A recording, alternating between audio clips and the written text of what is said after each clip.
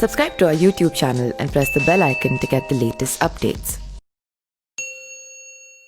रामायण में भगवान राम के बाद उनके भक्त हनुमान का जिक्र सबसे ज़्यादा है। जिस देश में हनुमान के असंख्य मंदिर हैं, इस देश में एक ऐसा गांव भी है जहां हनुमान की मूर्ति या फोटो तो दूर, पूजा करना भी पाप है।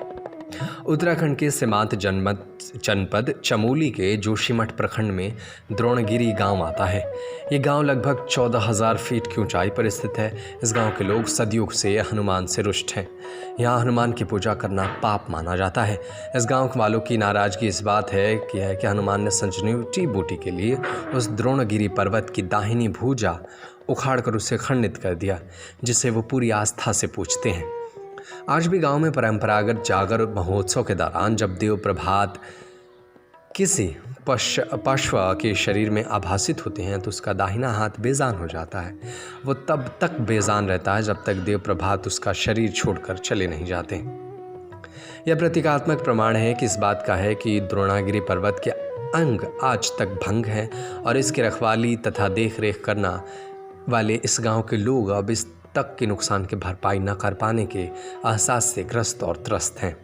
यहाँ एक रोचक और किस्सा ये है कि जो आम जुबानों से कम ही सुनने को मिलता है, वह यूं कि द्रोणागिरी के लोगों को जब पता चला कि हनुमान जी संजीवनी लेने आ रहे हैं तो उन्होंने आराध्य देव प्रभात को ढक दिया, क्योंकि हनुमान वानर थे।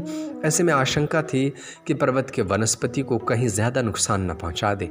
रात के अंधेरे में जब हनुमान वहां पहुंचे तो उन्हें इसका भान हो गया। तब उन्हें जुगत लगाई कि साधु का वेश धरा और ग्रामीणों को चकमा देकर गांव में घुस गए।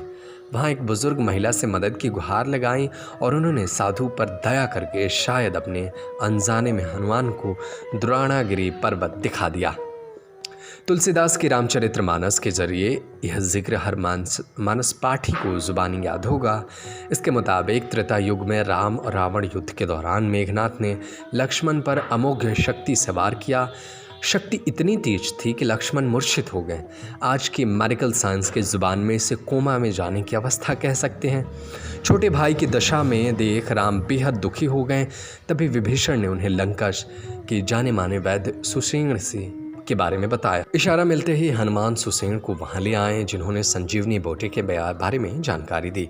इस इलाके में होने वाले 3 दिनी रामलीला में भी हनुमान का जिक्र पूरी तरह अनदेखा कर दिया गया है।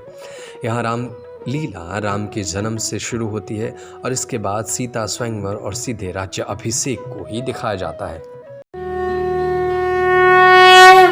Subscribe to our YouTube channel and press the bell icon to get the latest updates.